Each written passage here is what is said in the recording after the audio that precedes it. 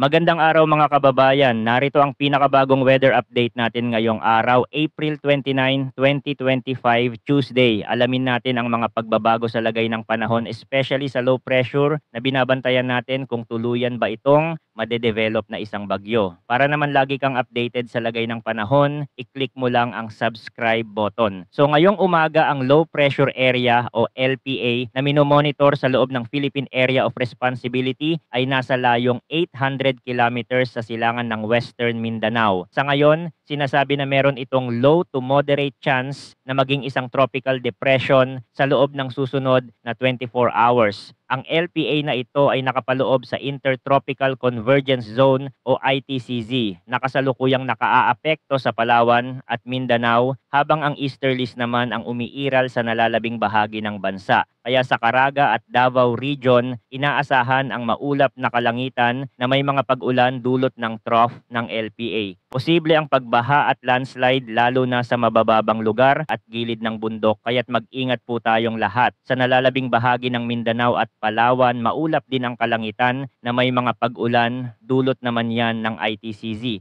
Patuloy pa din ang banta ng flash floods at landslide sa mga apektadong lugar, kaya't manatiling alerto. Samantala sa Metro Manila, magiging mainit pa din ang panahon at may mga kaunting pag-ulan sa ibang lugar. Ang nakakaapekto na sistema sa atin ay ang easterlies. Kaya ngayon ang National Capital Region ay pwedeng makaranas ng 44 degrees Celsius heat index at nasa danger level po yan. Ganon din sa Masbate at Camarines Sur, 44 degrees Celsius, at sa Cavite City, 45 degrees Celsius ang heat index na pwedeng maranasan. At may bagong update ang PAGASA sa kanilang tropical cyclone forecast. Ngayong week 1 mula April 28 to May 4, 2025, isang TC-like vortex o TCLV1 ang kasalukuyang nasa southeastern boundary ng Philippine Area of Responsibility. Ayon sa mga modelo, inaasahan na ang TCLV1 ay kikilos pakanluran na dadaan sa silangang bahagi ng Mindanao, Visayas at Southern Luzon. Sa ngayon, tumaas na ang posibilidad at itinuturing na moderate to high ang chance na maging ganap itong tropical cyclone sa loob ng linggong ito. Pagdating naman sa week 2 mula May 5 to May 11, 2025, inaasahan na ang TCLV1 ay lilihis pahilagang silangan o magre-recurve habang kumikilos sa silangang baybayin ng Southern Luzon. Sa panahon ding ito, nananatiling moderate to high ang posibilidad